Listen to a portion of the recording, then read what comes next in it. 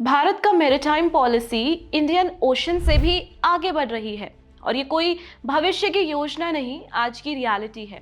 भारत अब समुद्र का खेल बदलने की तैयारी में है। नमस्कार, मैं हूं सताक्षी और आप देख रहे हैं दी पैम्फलेट।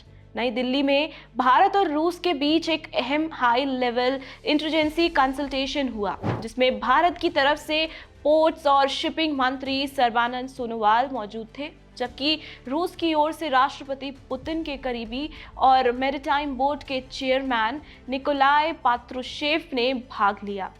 इस बैठक में दोनों देशों ने अपने पूरे मैरीटाइम कॉर्पोरेशन का विस्तार से रिव्यू किया और ship building, port development, logistic, Arctic corporation और मैरीटाइम सेफ्टी जैसे बड़े क्षेत्रों पर गहरी चर्चा की। अब देखा जाए तो दोनों देशों ने मैरीटाइम कॉर्पोरेशन के हर बड़े क्षेत्र का गहन मूल्यांकन किया और यहीं से साफ दिखाई देता है कि भारत अब सिर्फ इंडियन ओशन तक सीमित नहीं रहना चाहता, बल्कि अपनी मैरीटाइम रीच और इन्फ्लुएंस को ग्लोबल लेवल तक बढ़ाने की तैयारी में है। और इसी ब्रॉडर विजन को ध्यान में रखते हुए बैठक में कई क्रिटिकल क्षेत्रों पर ठोस चर्चा हुई और यहीं से कहानी अगले बड़े स्टेप पर आती है, जहां प्रैक्टिकल कोलैबोरेशन के असली फैसले लिए गए।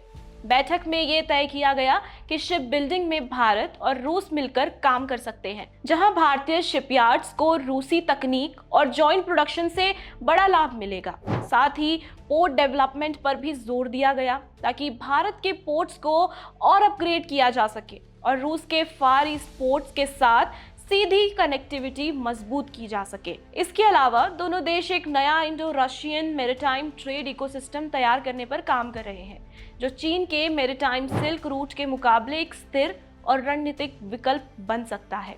दोस्तों, असल में मोदी सरकार के दौर में भारत क्वाइटली एक मैरीटाइम सुपर पावर बनने की तरफ बढ़ रहा है, क्योंकि रशिया जैसे ग्लोबल पावर का शीर्ष सलाहकार भारत आकर मैरीटाइम रोड मैप को फाइनल करता है और ये भारत की मैरीटाइम इंपॉर्टेंस का बहुत बड़ा संकेत है।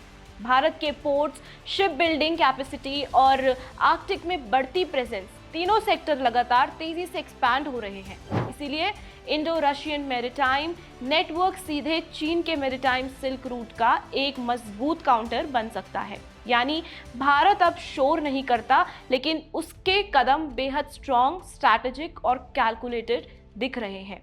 वहीं यूएस प्रेसिडेंट डोनाल्ड ट्रंप ने साफ तौर पर कहा था कि any country doing business with Russia will be severally sanctioned.